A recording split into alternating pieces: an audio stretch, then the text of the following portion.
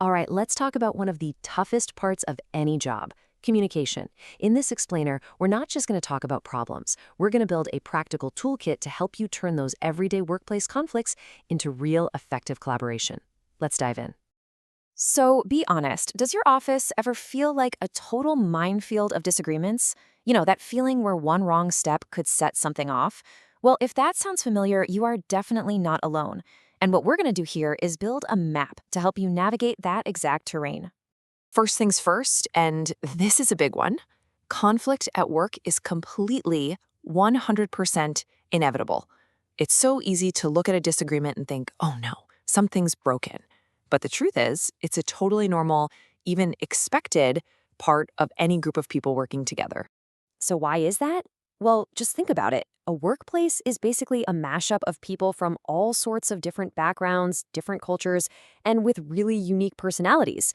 When you put all those different points of view into one room, a little bit of friction isn't just possible, it's practically guaranteed. Okay, so if conflict is just part of the deal, how do we handle it? Well, the first step is to really understand the why. We've got to look beneath the surface and figure out the hidden forces that are actually fueling all this friction. And you know, it often starts right here with ethics. You can think of ethics as everyone's invisible personal rulebook for what's right and wrong. These are the generally acceptable ground rules we all operate by. The problem, of course, is that my rulebook might look a little different from your rulebook. And what happens when those invisible rulebooks clash? You get conflict. The official definition is any behavior that's meant to get in the way of someone else's goals. And that's the key right there. It all boils down to incompatible goals and opposing behaviors. So, what are the things that usually trigger these clashes? It turns out most workplace disagreements fall into three main buckets. Once you see them, it all starts to make a lot more sense. First up, you've got resource-based conflicts. These are the ones you can usually see and touch. We're talking about fights over money, like that classic tug of war between company profits and employee wages, or arguments over job security. You know, who does what work?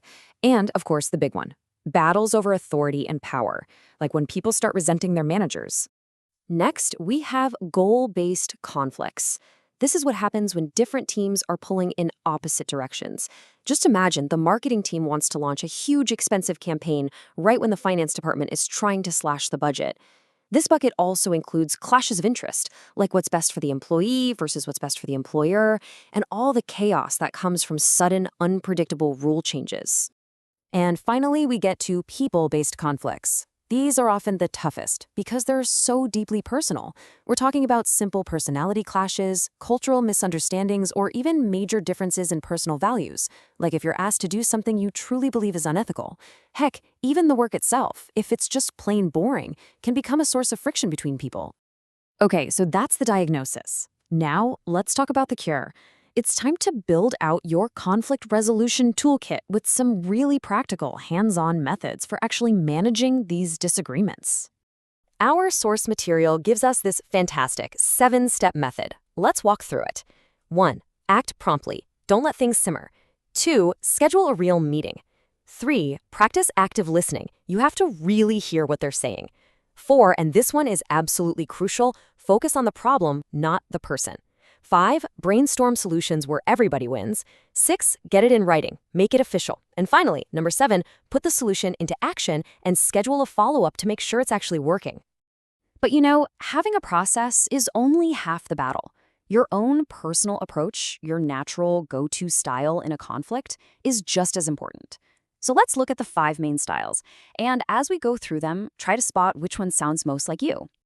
This chart breaks it down perfectly. First, you've got competing. That's the win-lose approach, and it's really best for situations where you need a super quick, decisive answer. Then there's collaborating, which is the ideal win-win. You use this when the issue is just too important for anyone to feel like they lost. In the middle, you have compromising. This is kind of a lose-lose where everyone gives a little. It's useful for a temporary fix. Then there's avoiding, which is just withdrawing. Totally fine for small, trivial stuff or when you just need a minute to cool off. And last, we have accommodating, which is basically yielding to the other side. This is your move when you realize you're actually wrong, or when keeping the peace is just more valuable than winning the argument. Okay, let's add one more superpower to our toolkit, mastering critical feedback. Seriously, this skill can stop conflicts before they even have a chance to start. It's all about the art of both giving and receiving criticism in a way that's actually constructive.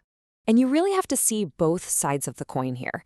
When you're the one giving the criticism, the key is to be prepared. Check your facts, do it in private, and always, always offer a constructive solution. But when you're on the receiving end, it's a totally different mindset. The goal is not to get defensive.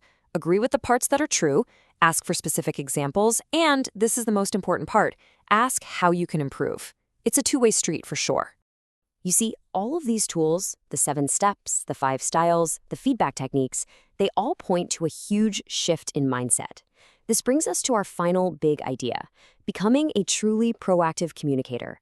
This isn't just about avoiding fights, it's about shifting to truly constructive engagement. I absolutely love this quote from our source material. When conflict is embraced, one can make the most out of the conflicting situation by taking the situation as an opportunity to make things better. See? This totally reframes everything. Conflict suddenly isn't a threat. It's a chance to make things better. And that right there brings us to the single most important takeaway from all of this. The goal is not to eliminate conflict. That's impossible. And honestly, a workplace with 0 conflict would probably be pretty boring and not very innovative.